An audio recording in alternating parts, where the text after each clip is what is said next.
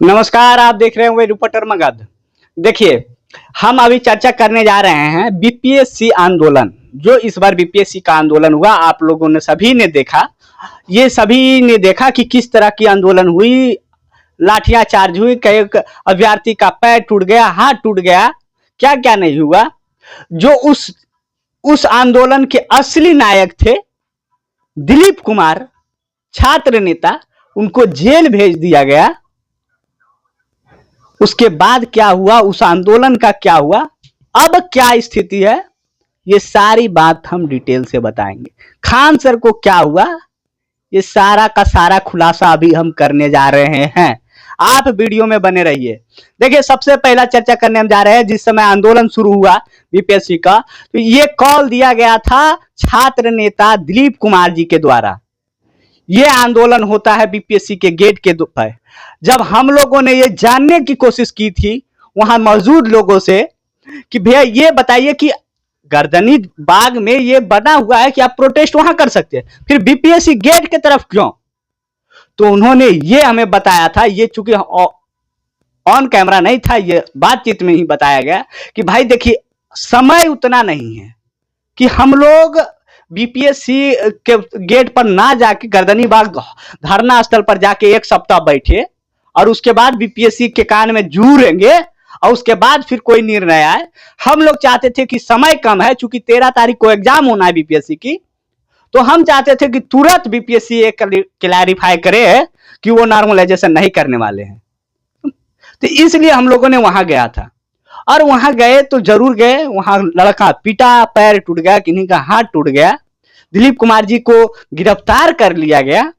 खैर, आज उनको जमानत भी हो गई है कोर्ट से। ये सब होते रहता है। लेकिन बात फिर आई कि खान सर कहां थे, जब रहमान गुरु कहां थे, जब बीपीएससी गेट पे लड़का पिटा रहा था।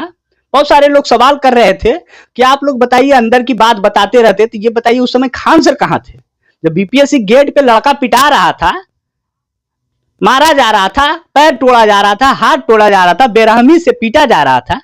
क्या एक लड़का अभी भी भर्ती है, क्या एक लड़का भर्ती है, उनकी स्थिति इतनी गंभीर है कि वो खुद का खर्चा नहीं उठा सकते हैं। तो फिर खान सर उस समय कहां थे, रहमान गुरु कहां थे? तो देखिए, ये हम आपको अंदर की खबर बता रहे हैं कि जिस समय वहां धरना प्रदर्शन हो रहा था, उसी समय ठीक गर्दनी बाग पे खान सर और रहमान गुरु भी मौजूद थे। क्योंकि खान सर और रहमान गुरु को ये उन्होंने बताया कि ये गर्दनी बाग धरना ही सेफ है। क्योंकि ये सेफ इसलिए भी है एक मायने में कि ये सरकार के द्वारा अलॉट है कि आपको धरना प्रदर्शन करना है तो आप गर्दनी बाग में ही जाए, इधर नहीं आए। इधर आपको देखिए, आप उधर जाइएगा तो पीटिएगा, ये होता है सब दिन। आप गर्दनी बाग में शांतिपूर्ण धरना कीजिएगा तो कोई दिक्कत नहीं है, नहीं हुआ, दिक्कत भी नहीं हुआ, आपने देखा भी। तो बात ये हुई कि फिर उस हीरो जो नायक थे दिलीप कुमार जी, वहां पीटने के बाद फिर कहां गए थे, उसके बाद उनको कुछ पता नहीं चला। तो बात ऐसी है, हमारे जो सूत्र है, हमारे जो जानने वाले लोग हैं, वो बताते हैं कि वहां से पीटने के बाद हम लोगों ने जब गए वहां गर्दनी बाग स्थल पे, तो वहां बता रहे हैं कि कुछ लोगों ने पहल किया कि भाई ये आंदोलन तो छात्रों की है, अब बैठना गर्दनी बाग में सबको है, क्योंकि वहां से खदेड़ दिया गया है, तो आइए ना एक साथ मिलकर आंदोलन करते हैं। क्योंकि देखिए, दिलीप कुमार जी जो छात्र नेता है, उन्होंने कॉल बुलाया था जरूर, लेकिन रहमान सर और खान सर को, ये हमारे सूत्र बता रहे हैं स्पष्ट, और खान सर और रहमान गुरु करे आकर कि उनको कॉल नहीं दिया गया था। ये हमारे जो सोर्स है वो बता रहे हैं कि उनको कॉल नहीं दिया गया था। ये बात सच भी है कि उनको कॉल में ये नहीं बुलाया गया था। उन्होंने कई टीचरों को कॉल करके ये दिलीप कुमार जी ने ये बताया था कि आइए ना धरना प्रदर्शन करना है, लड़कों की के साथ खिलवाड़ होगा, बाद नॉर्मलाइजेशन प्रक्रिया स्टार्ट कर दी जाएगी तो फिर ये दिक्कत होगी। तो ये तो कवायद शुरू हुआ। लेकिन जब वहां पे दिलीप कुमार जी गए धरना प्रदर्शन पे, तो वहां से पहले से खान सर, रहमान सर उपस्थित थे, जैसा हमने आपको पहले ही बताया। तो वहां पहल किया गया कि भाई पहले से अब जब मौजूद थे तो उनके पास स्टेज था, माइक था, सब चीज था, तो उनको लगा कि चलो मिलजुल कर लेते हैं। लेकिन पहले से अटेंशन में ये थे दिलीप कुमार जी कि उन्होंने उनको नहीं बुलाया था। ये बात भी फैक्ट है। तो वहां के जो उपस्थित लोग थे, खान सर, रहमान सर, जो भी थे, भाई डायरेक्टली इंडिविजुअली तो हमने नहीं देखा, लेकिन जो लोग बता रहे हैं वही हम बता रहे हैं आपको कि उनको ये कहते हुए हटा दिया गया वहां से, ये नहीं कहा, मतलब समझिए एक तरफ से वहां उपस्थित नहीं होने दिया गया कि हम इस आंदोलन में असामाजिक तत्वों को घुसने नहीं देंगे। और ये आप हम बाइट लगा देंगे, खान सर ने भी ये क्लियरिफाई का एक वीडियो में नाम लेकर नहीं किया, लेकिन ये बोला कि इस आंदोलन में हम किसी भी असामाजिक तत्वों को घुसने नहीं देंगे। तो ये आपको एक वीडियो हम भी चला देंगे, एक प्रिफेक्शन आईएएस करके पटना में कोचिंग है, बहुत नामी ग्रामी कोचिंग है, वहां के सह संचालक समझिए, वहां के शिक्षक हैं, वो एक इंटरव्यू में भी इस तरह की बातें कर रहे थे। उसके बाद हमने कहा ये हमारी बात नहीं है, बिल्कुल ये मेरी राय नहीं है, उनकी राय है। तो ये तरह हुआ। तो उसके बाद उन्होंने फिर उसके बाद क्या होता है, आपने सभी ने देखा कि खान सर, दिलीप कुमार जी को गिरफ्तार कर लिया जाता है, लोगों को तितर बितर किया जाता है जैसे तैसे। यानी शाम 5 बजे, फिर यानी 5 बजे के बाद दिन भर प्रोटेस्ट चलने के बाद बीपीएससी की नींद खुलती है और शाम का क्लैरिफिकेशन आता है उनका कि हमने तो नॉर्मलाइजेशन की बात की ही नहीं। जब की ही नहीं तो ये बात आई कहां से? बीपीएससी ने ये क्लैरिफाई किया कि जब हमने किया ही नहीं तो फिर आया बात कहां से। उसके बाद एक नोटिस जारी किया जाता है और कहता कि नहीं होगा नॉर्मलाइजेशन, फिर ये आंदोलन समाप्त हो जाता है। लेकिन इस आंदोलन में 3 मांगे थी, वो हम भी आपको बता देते। पहला मांग ये थी कि नॉर्मलाइजेशन प्रक्रिया नहीं हो, दूसरा कि वेबसाइट फिर से खोला जाए, एग्जाम डेट बढ़ाया जाए, एक्सटेंड किया जाए, क्योंकि अब तो परीक्षा थी तो यदि बीपीएससी का ये लिंक खोला जाता फिर से, क्योंकि कुछ लड़के कहा जा रहा है 80,000 90,000 के आसपास में लड़के सिर्फ रजिस्ट्रेशन करके रह गए हैं, उनको फॉर्म भरने का मौका मिले तो सॉरी, तो कहा जाता है कि उनको मौका भी मिलेगा फॉर्म भरने के लिए, थोड़ा सा एग्जाम एक्सटेंड कर दिया जाए। तो ये 3 मांग थी, लेकिन 3 मांग में से एक मांग नहीं माना गया उनका, तीनों मांग को ठुकरा दिया गया बीपीएससी के द्वारा। उन्होंने एक मांग भी नहीं माना, सिर्फ ये क्लियर किया कि इस बार नॉर्मलाइजेशन नहीं होगा। उसके बाद का खेल चालू होता है, रात का समय होता है, शाम का समय होता है लगभग। उसके बाद खान सर को एक गाड़ी में सिपाही कहिए, दरोगा कहिए, जो कहिए आप, उनको ले जाते हुए दिखाया जाता है। उसके बाद न्यूज चैनलों में चलना स्टार्ट हो जाता है कि खान सर हुए गिरफ्तार। ये एक न्यूज चैनल की बात नहीं थी, ये बात थी सभी चैनलों को, सभी ने ये हेडलाइन बनाकर न्यूज चलाया, टीआरपी कमाया कि खान सर हुए गिरफ्तार। उसके बाद फिर ये न्यूज चलती है, सुबह तक आती है, सुबह के बाद जाके ये वहां के जो प्रशासन है उनकी नींद खुलती है और एसएसपी महोदय जागते हैं, एसपी महोदय जागते हैं और कहते हैं कि हम तो खान सर के तो गिरफ्तार किया ही नहीं। ये खबर आई कहां से?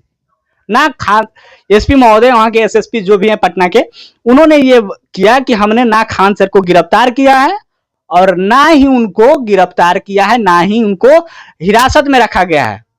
तो फिर उन थाना गए थे क्यों? सवाल आया कि वो कैसे गए?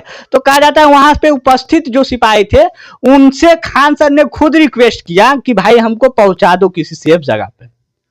अब इस सेफ जगह पे पहुंचा दो, तो सिपाहियों ने उनको गाड़ी में अपना बैठाया, थाना ले गया, थाना से उन्होंने फिर रिक्वेस्ट किया कि हमको अपनी गाड़ी तक पहुंचा दिया जाए। उसके बाद वहां से उपस्थित सभी सिपाही दरोगा लोग जो भी थे उनकी सेफ जगह पे पहुंचा दिया गया। ये खबर हम नहीं कर रहे हैं, आप ये वीडियो देख लीजिए, वहां के जो महिला अधिकारी हैं वो कह रही है, हम नहीं कह रहे भाई साहब। ये बात वहां के महिला अधिकारी कह रही। उसके बाद फिर होता है क्या कि न्यूज चलना स्टार्ट होता है, खान सर हुए एक्सपोज। खान सर हुए एक्सपोज इस मायने में खबर चलने लग जाती है कि सभी जगह ये खबर चलाया जाता है कि खान सर हुए गिरफ्तार। तो एक्सपोज इस तरह से खबरें चलने लगती है, खान सर हो गया एक्सपोज। दूसरी बात कि उनके जो खान ग्लोबल जो उनका चैनल है उससे ऑफिशियल ट्विटर हैंडल एक्स से ये फोटो सुबह के 8 बजे के लमसम ये वायरल किया जाता है कि खान सर को रिहा करो, इस तरह की ट्रेंड चलाई जाती है। पटना के एसपी महोदय की नींद खुलती है और उन्होंने स्पष्ट शब्दों में कहा कि खान सर के जो है उनका एक्स का ट्विटर, उस पर एफआईआर दर्ज किया जाए, क्योंकि ये पटना पुलिस की छवि को धूमिल कर रहे हैं। जब खान सर को रात में ही उनको भेज दिया गया है, ना उनको गिरफ्तार किया गया, तो फिर भी इस तरह की बात क्यों चलाई जा रही है, इस तरह की खबरें क्यों प्रसारित करवाई जा रही है कि खान सर को रिहा करो? जबकि खान सर को तो गिरफ्तार किया ही नहीं गया, तो रिहा कैसे करे? उसके बाद जाके खान सर के समझ जाइए उनके जो है उन पे गिरफ्तार ये एफआईआर दर्ज किया जाता है। अभी एफआईआर दर्ज है, उसमें कहा जा रहा है 200 से 250 की संख्या में कुछ लड़कों पे भी एफआईआर दर्ज है। बाकी देखिए क्या होता है, खान सर जी उसी बीच में फिर हॉस्पिटल से भी तस्वीरें वायरल होने लग जाती है कि वो भर्ती हैं, और आप भी देख सकते हैं बड़ा सबका ध्यान अटेंशन खींचा गया उस वीडियो में। खान सर चूंकि भाई नामी ग्रामी शिक्षक हैं, सभी के दिल में सम्मान है उनके लिए, तो भाई क्या हो गया खान सर को इस तरह की फोटो अटेंशन खींचा गया, चूंकि उनको ऑक्सीजन का ग्लव्स लगाया गया था वगैरह वगैरह सब सारी चीज जो ट्रीटमेंट होती है। फिर ये खबरें आई कि अब तो फिलहाल ठीक है, वो शायद अब ठीक है, उनको डिस्चार्ज कर दिया गया है। तो इस तरह की खबरें भी आई, तो अभी उनके ऊपर एफआईआर कर दिया गया है। खान सर के जो ऑफिशियल ट्विटर हैंडल से जो आया था कि खान सर को रिहा करो इस तरह की बातें चलाने के लिए, तो उन पे हुआ है एफआईआर। अब ये देखिए उनके साथ साथ 250 लोगों पे भी एफआईआर हुआ है। अब देखिए गिरफ्तारी की तलवार भी लटक रही है। तो अब सबसे बड़ा सवाल है कि क्या खान सर होंगे गिरफ्तार?